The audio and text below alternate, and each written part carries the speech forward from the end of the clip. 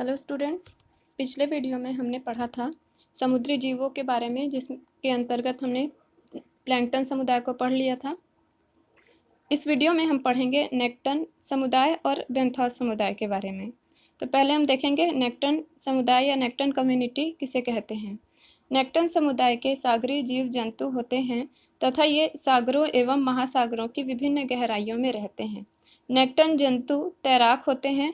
अधिकांश नेक्टन जंतु रीढ़ वाले होते हैं। नेक्टन जंतुओं में विभिन्न प्रजातियों की मछलियों की सर्वाधिक संख्या होती है। ये सभी प्रकार के सागरीय बायोम एवं सभी गहराइयों में पाए जाते हैं। सागरीय मछलियों को दो भागों में विभाजित किया जाता है, जिसमें से पहला है पेलेजिक मछलियाँ और दूसरा है तलमज्जी मछलियाँ, सागर तली पर रहने वाली मछलियाँ।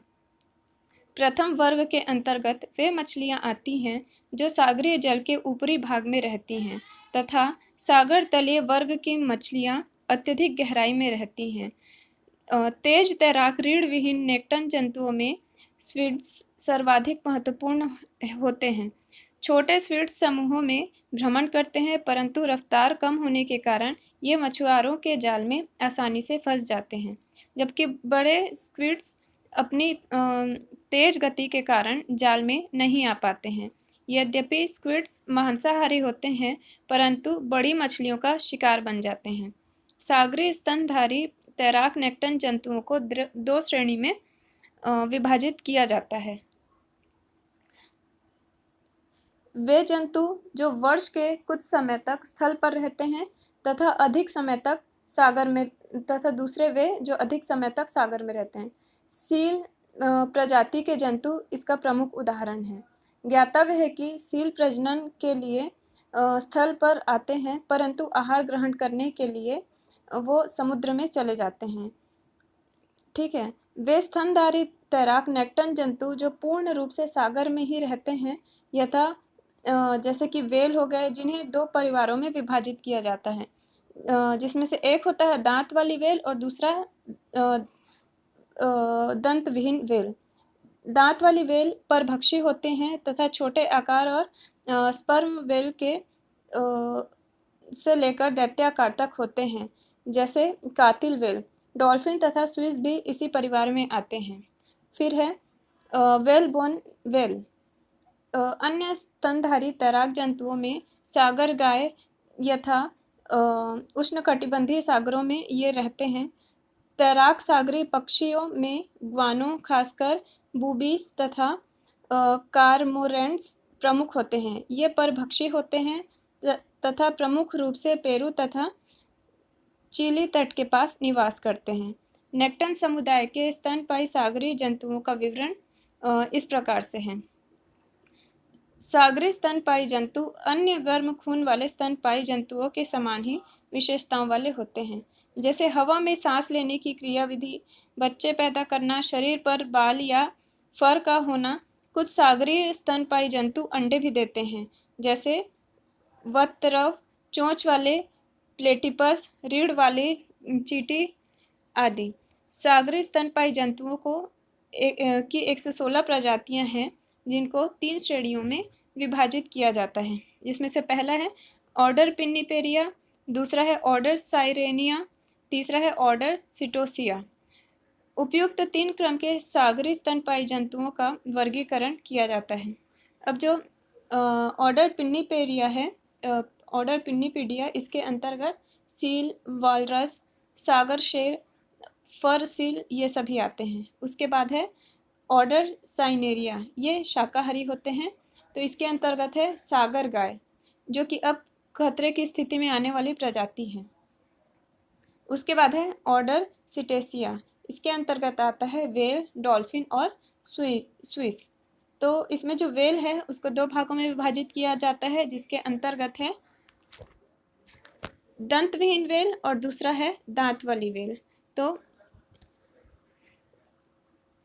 दांत वाली वेल अधिकतर छोटी मछलियों, स्क्विड्स तथा क्रिस्टेशियन का भक्षण करती हैं और स्पर्म वेल इस परिवार की प्रमुख प्रजाति है।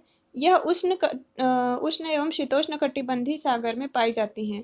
स्पर्म वेल की लंबाई में 18 मीटर तक होती है तथा इसका वजन 35 टन तक होता है। कातिल वेल दांत वाली वेल परिवार की सबसे खतरनाक प्रजाति है जो सील, स्विस, पेंगुइन आदि तथा छोटी वेल को खाती हैं। इस परिवार की अन्य प्रजातियों में नर वेल तथा बाटल नोज वेल प्रमुख है। इसके बाद है दंतहीन वेल, इसे बलीन वेल भी कहते हैं।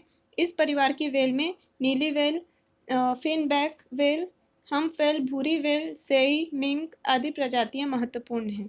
नीली वेल दंतविहीन वेल की सभी प्रजातियों में सबसे लंबी होती है, परंतु ये विलोपन के कगार पर पहुंच चुकी है। उल्लेखनीय है कि नीली वेल शीतकाल में उपोष्णकटिबंधीय सागरीय जल में प्रजनन करती हैं। उसके बाद ग्रीष्मकाल में ध्रुवीय क्षेत्रों में प्रवास करती हैं। इस समय मछुआरे इनका शिकार करने लगते हैं। वर्तमान समय में नीली वेल को संरक्षण प्रदान की आवश्यकता है। भूरी वेल बलीन वेल परिवार की सबसे महत्वपूर्ण प्रवासी वेल है जो एक वर्ष में 22,000 किलोमीटर की दूरी तय करती है। वास्तव में यह ठंडे जल वाले महासागरों के गर्म जल वाले क्षेत्र में आती हैं तथा पुनः वापस लौट जाती हैं। इस तरह भूरी वेल प्रतिवर्ष मौसमी प्रवास करती हैं। इसकी औसत लंबाई 15 मीटर तथा वजन 30 मीटर टन होता है। प्रारंभ से ही मनुष्य खाद्य रूप में मांस व ब्लवर प्रकाश के लिए चर्बी आदि प्राप्त करने हेतु वेल का शिकार करता आया है। स्पर्म वेल से प्राप्त तेल का कारखानों में साबुन और स्नेहक बनाने के लिए उपयोग में लाया जाता है। वेल का मांस अन्य जानवरों को खिलाने के काम भी आता है, जबकि इनकी हड्डियों का खाद बनाने में उपयोग किया जाता है। शार्क नेक्टन मछली समुदाय की अति महत्वपूर्ण सदस्य है, जिसकी 350 से अधिक प्रजातियां हैं। वेल शार्क संबंधी सबसे लंबी शार्क होती है तथा विश्व की सबसे लंबी मछली भी है। इसकी लंबाई 15 मीटर होती है तथा यह प्लैंकटन खाती है। बड़ी शार्कों के कई ऐसे प्रकार हैं जो खब्बू मांसाहारी होते हैं। अब इसके बाद हम देखेंगे गहरे जल का नेक्टन समुदाय। गहरे पैलेजिक जल के तैराक सागरीय जंतु अधिकतर मछलियां हैं जो गहरे सागरीय जल में रहते हैं, परंतु सागरीय तली के ऊपर ही होते हैं, जहां सागरीय जल में न्यूनतम गति होती है और घोर अंधकार होता है। इतनी अधिक गहराई पर नेक्टन जंतु निम्न दो स्रोतों से भोजन प्राप्त करते हैं, जिसमें से पहला है पौधों एवं जंतुओं के मृत पदार्थों से जो सागर के ऊपरी भाग से नीचे गिरते रहते हैं। स्मरणीय है कि यह ऊपरी 200 मीटर मोटी सागरीय परत समृद्ध जीव समुदायों का भंडार है। और दूसरा है गहरे जल के अन्य नेक्टन जंतुओं के शिकार से। चूँकि अगाध गहराई में पूर्ण रूप से अंधकार छाया रहता है, अतः गहराई में जाने वाली कई मछलियों ने ऐसी शारीरिक विशिष्टता विकसित कर ली है कि वे स्वयं प्रकाश उत्पन्न कर लेती हैं ताकि वे अपने शिकार को आसानी से पकड़ सकें। वास्तव में इन्होंने जीव संदीप्त कोशिकाएं विकसित कर ली हैं जिनमें प्रकाश उत्पन्न होता है। निम्नलिखित गहरे जल की महत्वपूर्ण मछलियां जो हैं वो ये सब हैं: हैचेट, लालटेन, गैल्पर ईल, मादा गहरे सागरीय एंगलर मछली जिसके साथ परपोपी चिपके होते हैं या परपोशी जो है वो चिपके होते हैं। अब इसके बाद हम देखेंगे तलवासी समुदाय। इसे बेंथोस कम्युनिटी भी कहा जाता है। तलवासी या बेंथोस जीव समुदाय का अध्ययन विभिन्न सागर तलीय आवासों की पर्यावरणीय दशाओं के अनुसार किया जाता है। दूसरे शब्दों में शैलीय तटों तथा सागरीय पुलिनों से लेकर सागर खड्डों की सबसे गहरी तलियों तक सागरीय तली इतनी अधिक विस्तृत है कि उनकी पर्यावरणीय दशाओं में अत्यधिक विभिन्नता पाई जाती है। अतः सागरीय तलवासी जीव समुदायों में भी भारी विविधता पाई जाती है। पौधों तथा जंतुओं सहित तलवासी जीव समुदाय के अंतर्गत वेलांचली सागरीय भाग से लेकर खुले सागर के जल के नीचे स्थित तली में रहने वाले पौधों तथा जंतुओं को सम्मिलित किया जाता है। तलवासी जंतुओं की प्रजातियों में अत्यधिक विविधता होती है। इनकी कुछ ज्ञात प्रजातियां सागरीय जीवों की समस्त प्रजातियों का 16% है। इनमें से अधिकांश जंतु प्रकाशित मंडल में तलीय भागों में निवास करते हैं। आवास क्षेत्रों के आधार पर तलवासी जीवों को 2 श्रेणियों में विभाजित किया जाता है। इसमें से पहला है एपीफ्लोरा, जो कि सागरीय तली या उसके ऊपर रहने वाले पादप। एपीफौना, सागर तली या उसके ऊपर रहने वाले जंतु। फिर उसके बाद है इनफ्लोरा तथा इनफौना, सागरीय तली पर स्थित अपरदों के अंदर रहने वाले पौधे तथा जंतु। उल्लेखनीय है कि तलवासी पौधों तथा जंतुओं के जीवन की प्रकृति, विशेषताएं तथा प्रकार अग्रलिखित मतलब इस प्रकार से होंगी। इसमें से पहला है सागर तली की प्रकृति तथा संगठन, जैसे सागर तली शैल वाली है या रेत वाली है या पंख वाली है। और दूसरा है सागरीय जल की भौतिक दशाएं, जैसे कि उसका तापमान, सौर प्रकाश की मात्रा, लवणता की मात्रा, जल दाब। और तीसरा है महासागरीय तली पर निक्षेपों की प्रकृति एवं मोटाई। ठीक है, अब इसके बाद हम देखेंगे तलवासी पौधे, जिसे बेंथोस फ्लोरा प्लांट्स भी कहा जाता है। सागर मोथा, बड़ी शैवाल, इल तथा टर्टिल घास तटीय एवं महाद्वीपीय मग्न तटों के तटीय भागों पर पाई जाने वाली पादप प्रजातियां हैं। तलस्थ पौधों का सर्वाधिक विकास विलांचली मंडल के तलस्थ भागों पर होता है, क्योंकि 200 मीटर की गहराई पर स्थित ये मंडल सूर्य द्वारा प्रकाशित मंडल होने के कारण हरे पौधों द्वारा प्रकाश संश्लेषण में सहायता करते हैं। ज्ञातव्य है कि सूर्य प्रकाश के अभाव में पौधे नहीं पनप सकते। यहाँ पर तट रेखा से दूर सागर की ओर जाने पर सागरीय घासों तथा खरपतवार में रंगों का श्रेणीकरण पाया जाता है। तट रेखा से सागर की ओर क्रमशः हरी घास तथा खरपतवार मंडल, भूरे रंग का खरपतवार मंडल तथा लाल रंग के खरपतवार मंडल का विकास हुआ है। इसी तरह चट्टानी तली वाले विलांचली मंडल में तट रेखा से सागर की ओर कई प्रकार की घासें तथा खरपतवार पाए जाते हैं। इनमें प्रमुख है चैनल शैवाल मंडल, चपटी शैवाल मंडल, गांठदार शैवाल मंडल और चप्पू खरपतवार मंडल। अब हम देखेंगे तलवासी जंतु। बेंथोस जंतुओं में कड़ी खोल में रहने वाले जंतु अधिक संख्या में तथा कई प्रजातियों के होते हैं। इनमें प्रमुख है बाइवेल, मुजेल, आयस्टर, कुकलेस।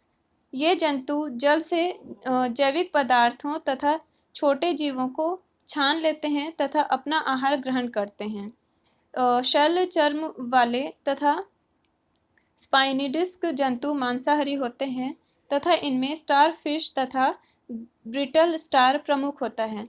अधिक गहराई पर भी कई प्रकार के जंतुओं के अस्तित्व का पता चलता है। 1650 मीटर की गहराई पर मोलस्क, क्रीमी, जेलीफिश तथा कॉम्ब जेली की प्रजातियां पाई जाती हैं। स्कारलेट झींगा की सबसे बड़ी विशाल विशेषता यह है कि ये प्रतिदिन रात्रि के समय सागर के ऊपरी सतह पर चले जाते हैं तथा दिन में पुनः तली के पास लौट आते हैं। 1000 से 4000 मीटर तक गहरे तलस्थ भागों में जंतुओं का जीवन सागर की ऊपरी सतह से जैविक पदार्थों के तथा नेक्टन जंतुओं के अवशेषों के नीचे गिरने से सुलभ आहारों पर निर्भर करता है। इस अत्यधिक गहराई पर मिलने वाले जंतु ज़्यादातर शवभक्षी होते हैं। इस गहराई पर पाए जाने वाले मछली, स्क्विड्स तथा कुस्सेसियन की ऐसी प्रजातियां हैं जिनके अवयवों से प्रकाश निकलता है, जिस कारण ये अंधकार पर्यावरण में भी देख पाते हैं। हैचेट फिश इस श्रेणी का प्रमुख उदाहरण है। कुछ जंतुओं का शरीर प्रकाशित चमड़ी वाला होता है। ऑक्टोपस की सबसे बड़ी विशेषता यह है कि अपना रंग बदलता है। सबसे गहरे तलस्थ भाग में तापमान हिमांक के पास होता है। इस भाग में जंतुओं की संख्या बहुत कम हो जाती है। जंतुओं में कीचड़ खाने वाले जंतु प्रमुख होते हैं। गहरे सागरीय खड्डों में बैक्टीरिया, सागर कुकुरमुत्ता, ब्रिटल स्टार, पोलिएट, सागर मकड़ा आदि भी पाए जाते हैं। तो आज के वीडियो लेक्चर में बस इतना ही। आगे हम नेक्स्ट वीडियो में पढ़ेंगे।